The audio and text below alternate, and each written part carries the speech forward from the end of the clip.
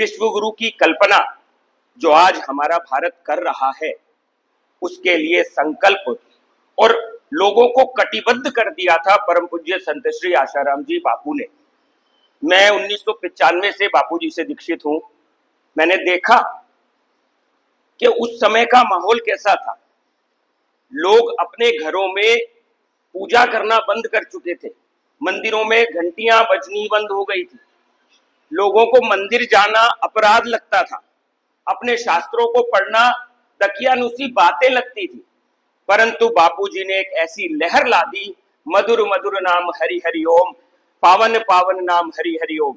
वेदों की ओर लोगों को मोड़ा, शास्त्रों की ओर मोड़ा, पुराणों की ओर मोड़ा, अपनी संस्कृति की महिमा बताई और आज भारत का बच्चा बच्चा अपनी संस्कृति की ओर लौट रहा है। आपने देखा होगा कि आज का भारतीय हिंदू कितना कट्टरता से अपने धर्म की ओर बढ़ रहा है। बापूजी ने कहा था कि थोड़ा समय है, राजनेता बड़े बड़े पदों पे बैठे लोग अपनी गद्दियां संभाल लो, आने वाला समय हमारे हिंदू सनातन बच्चों का है। मेरे ये बच्चे जल्दी से उन पदों पर आ रहे हैं और भारत के विश्वगुरु की जो परिकल्पना की है वो होकर ही रहेगा। तो मैं तो ये मानता हूं कि भले आज लगता है कि आश्रम टूट जाएगा या गुरुकुल पे आंच आएगी, वास्तव में कुछ नहीं होगा, क्योंकि परम पूज्य बापूजी की जो कल्पना है वो केवल एक गांव तक सीमित नहीं है, एक शहर तक सीमित नहीं है, एक देश तक सीमित नहीं है। उनकी मानव मंगल की कामना पूरे विश्व में जा रही है। इसीलिए बापूजी का उद्देश्य है सबका मंगल सबका भला। उन्होंने कभी नहीं कहा कि मेरे गुरुकुल का भला, मेरे साधकों का भला, कभी नहीं कहा। बापूजी ने हमेशा क्या कहा? सबका मंगल सबका भला। चाहे क्रिश्चियन हो, चाहे मुस्लिम हो, चाहे हिंदू हो, चाहे पारसी हो, किसी के लिए कभी दुर्भाव गुरुदेव ने नहीं सिखाया। मानव मात्र के कल्याण की बात अगर कोई करता है तो वो परम पूज्य संत श्री आशाराम जी बापू है। मैं तो कहता हूं हम सभी को गर्व होना चाहिए कि हम ऐसे संत के शिष्य हैं जिन्होंने हमारे जीवन में वो परिवर्तन दिया है जो शायद ही कोई दे पाए। मातृपितृ पूजन दिवस की शुरुआत आप खुद सोचिए। वैलेंटाइन डे की कारण बच्चे कितने बर्बाद हो रहे थे, उनको मातृपितृ की ओर लाया कौन? परम पूज्य संत श्री आशाराम जी बापू। सबसे पहले मातृपितृ पूजन दिवस अगर कहीं मनाया गया तो ये वो संस्था है जिसमें मनाया गया, और आज पूरे भारतवर्ष ही नहीं पूरे विश्व भर में इसको माना जा रहा है। योग, आसन, प्राणायाम की शिक्षा किसने दिया? आयुर्वेद का ज्ञान हमारा जो विलुप्त हो रहा था, किसने उसको संजोया? परम पूज्य संत श्री आशाराम जी बापू और उनके आश्रमों ने। दूसरी चीज आप देखें कि 18,000 से ज्यादा बाल संस्कार आज यहां पर चल रहे हैं। एक बाल संस्कार में 500 बच्चों की कल्पना करो तो 18,000 गुना 500, लाखों की संख्या में बच्चे आते हैं। गुरुकुल चलते हैं 31 से ज्यादा गुरुकुल, मैंने जहां तक मुझे पता लगा 31 से ज्यादा गुरुकुल अभी यहां से संचालित हो रहे हैं। आप 500 से 1000 बच्चों की परिकल्पना करो, 31 गुरुकुलों में कितने हजारों बच्चे आज अध्यात्म की शिक्षा ले रहे हैं, अपने शास्त्रों की शिक्षा ले रहे हैं। और गुरुदेव ने कभी भी शास्त्रों से अलग, सनातन धर्म से अलग कुछ नहीं सिखाया। जो कुछ सिखाया गीता, रामायण, भागवत, महाभारत, इन सारे शास्त्रों को लेकर परम पूज्य गुरुदेव चले।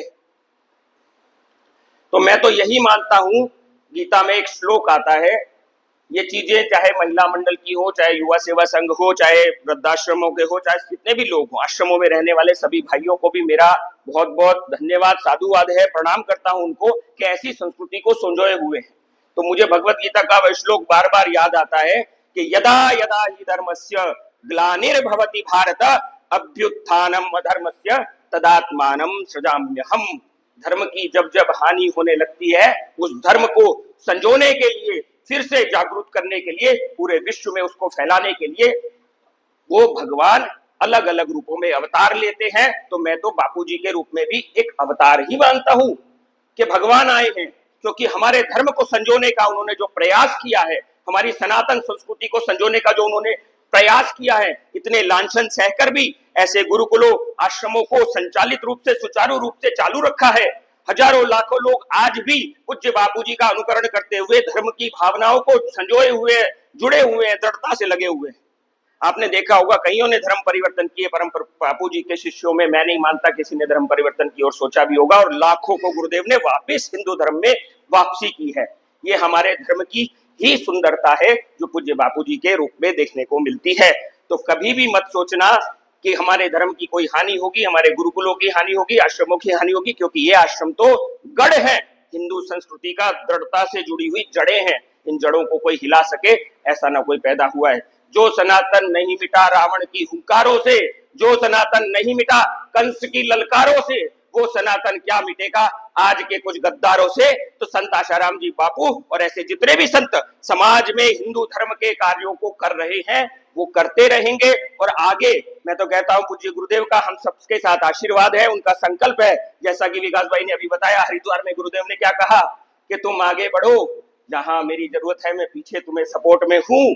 तो उनका आशीर्वाद और उनका संकल्प हमारे साथ है। कभी मत सोचना कि हम अकेले हैं। जब कदम आगे बढ़ाओ ये ना सोचना हम अकेले हैं। संत महापुरुषों का आशीर्वाद और कृपा आपके जीवन के पग पग को उन्नति की ओर ले जाती है, और आपके हर सच्चे कार्य में, सच्चाई के कार्य में, धर्म के कार्य में आप यदि लगे हो तो संतों का आशीर्वाद सदैव आपके साथ है। और मैं गुरुदेव के इस आशीर्वाद के साथ दृढ़ता से इस विश्वास को मानता हूं कि हमारा आश्रम यही रहेगा, इसको कुछ नहीं होगा। जितना प्रयास, मैं विश्व हिंदू परिषद से भी जुड़ा हूं, यहाँ पे मोटेरा प्रखंड में प्रखंड मंत्री की मेरी जवाबदारी है, और मैं यही प्रयास अपनी ओर से भी करता हूं, विश्व हिंदू परिषद की ओर से भी मैंने यहाँ पर प्रार्थना लगाई है, अर्जी लगाई है, और प्रयास यही है कि अपना आश्रम कहीं ना जाए, क्योंकि और जाएगा भी नहीं, जाएगा भी नहीं, क्योंकि इस आश्रम ने समाज के लिए बहुत अच्छे कार्य किए हैं। हमारा प्रयास यही है कि आश्रम यही रहेगा, और यहाँ पर जितने भी हिंदू धर्म के कार्य हो रहे हैं, पूरा केंद्र है भैया, पूरे भारत भर का केंद्र है। भारत का कौन सा ऐसा क्षेत्र है जिसमें बापूजी के कार्य ना हो रहे हो। ऐसी ऐसी जगहें मैंने देखी हैं जहां पर कोई पहुंच नहीं पाता, आदिवासी क्षेत्रों में ऐसे ऐसे इलाके जहां पर कई किलोमीटर तक पैदल चल के जाना पड़ता है, वहां पर भी बापूजी के आश्रम और उनके सेवा कार्य चल रहे हैं।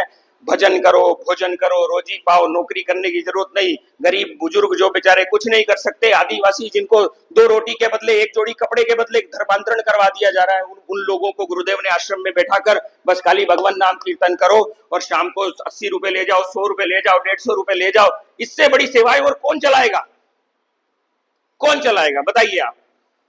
ऐसी किसी भी संस्था में सेवा चलती हो तो बताइए। धर्मांतरण के लिए बहुत सी संस्थाएं कार्य कर रही है, परंतु बापूजी हर चीज का विकल्प देते हैं। 14 फरवरी वैलेंटाइन डे के लिए कितनी लड़ाइयां चली, लेकिन बापूजी ने विकल्प दिया कि सच्चा प्यार माता पिता का प्यार है, तो मातृपितृ पूजन प्रारंभ किया। क्रिसमस डे 25 तारीख को क्रिसमस डे आता है, 25 दिसंबर। क्रिसमस डे में एक नकली पेड़ लाकर लगा दिया जाता है, उसपे लाइटिंग कर दी जाती है और उसपे हम बल्ब जलते रहते हैं और पूछते हैं, वो उनके धर्म है, वो मानते हैं। लेकिन वही देखा देखी अंधानुकरण हमारे हिंदू धर्म में भी लोगों ने चालू किया, स्कूलों में चालू किया, लोगों ने अपनी तरफ से जोकर बना बनाकर लोगों को चालू किया। ये उचित नहीं है। अपने धर्म का पालन हमें करना चाहिए, और सच्चा पर्यावरण सुरक्षा का कार्य यही है। तो पूज्य बापूजी ने तुलसी पूजन दिवस प्रारंभ करवाया। तुलसी पूजन दिवस महत्व रखता है, उसके अंदर जड़ी बूटियां हैं, जड़ी बूटियों के गुण है, आयुर्वेद के गुण है, तो बहुत सारी चीजें हैं। और तुलसी पूजन हमारे हिंदू शास्त्रों में कितने समय से किया जा रहा है। रशिया में, रशिया के वैज्ञानिकों ने रिसर्च करी, एक छोटी सी बात कह के अपनी बात को विराम दूंगा। रशिया के वैज्ञानिक, अधिकतर और भी दूसरे देश के साइंटिस्ट हिंदू धर्म और हिंदू संस्कृति पर रिसर्च करते रहते हैं। अभी आपने देखा होगा हिंदू डीएनए पर भी रिसर्च होती है। वो रिसर्च क्या कहती है, वो रिसर्च ये कहती है कि हिंदू धर्म पीपल वृक्ष की पूजा क्यों करते हैं, हिंदू धर्म के लोग तुलसी की पूजा क्यों करते हैं, हिंदू धर्म के लोग पड़ को क्यों पूजते हैं, हवन क्यों करते हैं। तो ऐसी रिसर्च में कई जगह पे पाया गया कि गोबर के कंडे के ऊपर यदि 1 चम्मच घी, थोड़े से चावल, जौ, तिल डाले जाएं तो उससे ओजोन वायु बनती है। ये मैंने कहीं पढ़ा था, ओजोन वायु बनती है। 1 टन ओजोन वायु 1 चम्मच घी से, जो हवन हम करते हैं आपने देखा होगा हर घर में होता है। तो 1 टन ओजोन वायु, 1 टन ओजोन वायु को यदि मल्टीप्लाई किया जाए तो उसका 1 किलो ओजोन वायु बराबर 1 टन ऑक्सीजन होता है। ये रिसर्च में लिखा हुआ था, मैंने पढ़ा एक साइट पे। तो ये बहुत बड़ी बात है। ऐसी बहुत सी चीजें हैं कि भाई पीपल की परिक्रमा क्यों करते हैं, पीपल को इतना देव क्यों माना जाता है, क्यों पीपल के नीचे जाकर प्रणाम करते हैं, पीपल की परिक्रमा करते हैं। तो देखा कि 24 घंटे ऑक्सीजन देने वाला अगर कोई पेड़ है तो पीपल है। आयुर्वेद के बहुत से गुणों से भरपूर है, पीपल है, बिल्व है, आंवला है, तुलसी है, नीम है। आज विदेशों में आप मानेंगे नहीं, विदेशों में, अमेरिका में, बड़ी बड़ी सिटियों में, मॉलों में 250-300 रुपए का दातुन बिक रहा है, नीम का दातुन। 250-300 डॉलर। $250 किसको बोलते हैं आप? 200-250 डॉलर में मैंने सुना था कि कहीं पे बिक रहा है। आप सोचिए, नीम का दातुन हमें करने से मना कर दिया और उधर वहां पर नीम का दातुन वो बेच रहे हैं अपने मॉलों में। आप कहने की बात यह है, भले कितने भी रुपए में बिकता हो, कितने भी डॉलर में बिक रहा हो सकता है डॉलर की गणना में मेरी आगे पीछे हो सकती है, लेकिन आप खुद सोचिए, वहां के लोग हमारी नीम की पद्धतियों को अपना रहे हैं। कैंसर में नीम बहुत फायदेमंद चीज है। आज आयुर्वेद भी इसको और साइंस भी इसको प्रमाणित कर रहा है। नीम के कितने फायदे, लेकिन हम लोग सुबह उठते थे, पहले नीम का पेड़ का दातुन तोड़ा और करना चालू कर देते थे। आज हम कोलगेट कर रहे हैं और वो नीम का दातुन कर रहे हैं। हम लोग क्रिसमस मना रहे हैं और वो लोग वहां पर हरे कृष्णा हरे राम, हरे कृष्णा हरे राम कर रहे हैं। देखा होगा कितनी विदेशी औरतें साड़ियां पहनकर सड़कों पे निकलती है हरे कृष्ण हरे राम करते हुए, और हम क्या कर रहे हैं? अपनी ही संस्कृति से दूर जा रहे हैं। लेकिन अगर इसको रोकने का सबसे बड़ा प्रयास किसी ने किया है, किसी संस्था ने किया है, किसी गुरुकुलों ने किया है, तो वो संत आशाराम जी बापू की संस्था है। उन्होंने बहुत बड़ा प्रयास किया है। करते सबको ही है, करते सबको ही है, लेकिन विश्वव्यापी रूप में अगर कोई इसको ले गया है तो वो परम पूज्य गुरुदेव है, संत आशाराम जी बापू है और उनकी संस्थाएं। इसलिए मैंने आते ही कहा कि मैं गुरुकुलों के सभी लोगों का आभारी हूँ, प्रणाम करता हूँ। मैं दीदी को भी और विकास भाई को भी और आश्रम के सभी सेवादारियों को मेरा नमन है। पूज्य गुरुदेव को मेरा शत शत नमन है कि ये कार्य आगे बढ़े। सेवा कार्यों में जहां भी हमारी जरूरत लगे, हमारे संगठनों की जरूरत लगे, हम आपके साथ हैं। धन्यवाद।